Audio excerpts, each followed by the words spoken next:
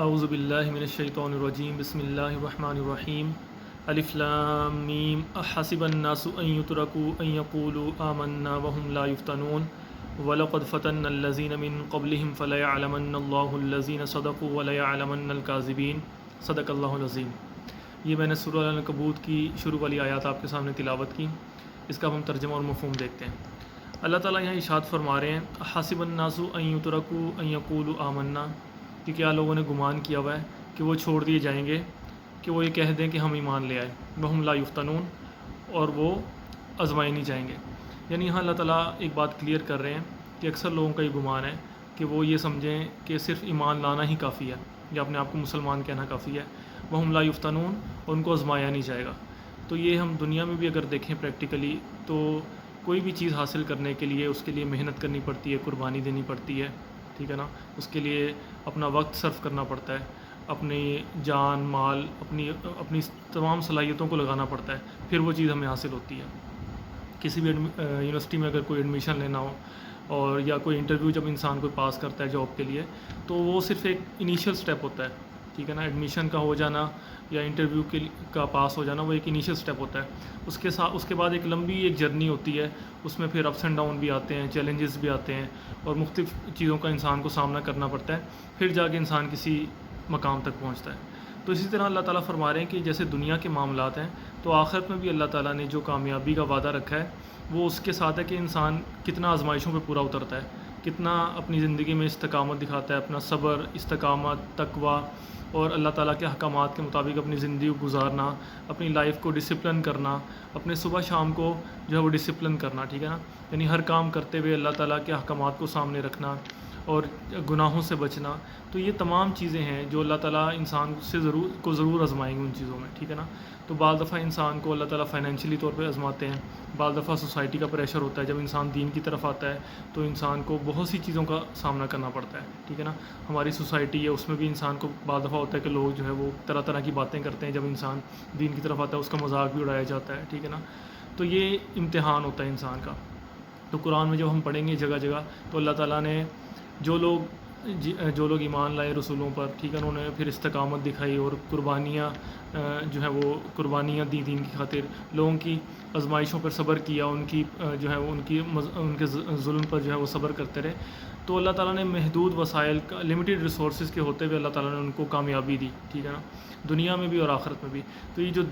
دین کی جو کامیابی ہے نا وہ دونوں کے ساتھ ہے، یعنی دنیا میں بھی کامیابی ہے اور آخرت میں بھی کامیابی ہے۔ تو یہ ایک لازمی چیز ہے۔ تو اللہ تعالیٰ آگے فرما رہے ہیں وَلَقَدْ فَتَنَّا الَّذِينَ مِن قَبْلِهِمْ، تو یہ آزمائش صرف اب آج والے لوگوں کے لیے نہیں ہے، یہ اس سے پہلے بھی جو پچھلی قومیں گزری ہیں تو ان کے لیے بھی جتنے لوگوں نے ایمان کا دعویٰ کیا تو اللہ تعالیٰ نے ان کو ضرور آزمایا۔ اور اللہ تعالیٰ کا مقصد کیا، فَلَيَعْلَمَنَّ اللَّهُ الَّذِينَ صَدَقُوا، کون اپنے دعوے میں سچا ہے، وَلَيَعْلَمَنَّ الْكَاذِبِينَ، اور کون جھوٹا ہے۔ تو اللہ تعالیٰ کو تو معلوم ہے کون کیا عمل کرے گا، لیکن اللہ تعالیٰ جو ہے وہ صرف اپنے علم کی وجہ سے کسی پہ فیصلہ نہیں فرماتے کہ اس کو سزا دیں یا اس کو جزا دیں، ٹھیک ہے نا۔ تو اللہ تعالیٰ ضرور اس چیز کو سامنے لے کر آتے ہیں کہ انسان کے اندر جو چیز ہوتی ہے نا تو وہ ضرور اس کو جو ہے وہ اس کی جو سزا جزا کا جو عمل ہے وہ اس کے پریکٹیکلی اس کے عمل کے مطابق ہوتا ہے، ٹھیک ہے نا۔ تو ضرور اللہ تعالیٰ نے یہاں پہ تاکید فرمائی ان آیات میں کہ ضرور ایسا ہوگا کہ اللہ تعالیٰ ہر انسان کو آزمائے گا، اور یہ قیامت تک کے لیے، یعنی کہ قیامت تک جو انسان جو ہے وہ آتے رہیں گے۔ تو ایسا بالکل بھی نہیں ہے کہ انسان صرف زبانی دعویٰ کر دے اور اس کے بعد جو ہے وہ اپنی جھوٹی امیدیں باندھ دے اور جو ہے وہ اپنے آپ کو جو ہے وہ صحیح سمجھتا رہے۔ تو اللہ تعالیٰ فرما رہے ہیں کہ ان آزمائشوں میں سے گزرنا پڑے گا، اور جو قربانیاں وہ ہر کسی کو مختلف ہو سکتی ہیں، ٹھیک ہے۔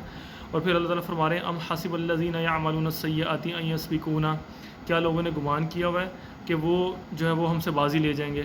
ساء ما یحکمون، برا ہے جو وہ اندازہ کرتے ہیں، یعنی کہ جو اعمال انسان کرتا ہے تو یہ نہیں کہ انسان لاپرواہی کے ساتھ گزر جائے اور اللہ تعالیٰ کو معلوم نہیں ہے، تو یہ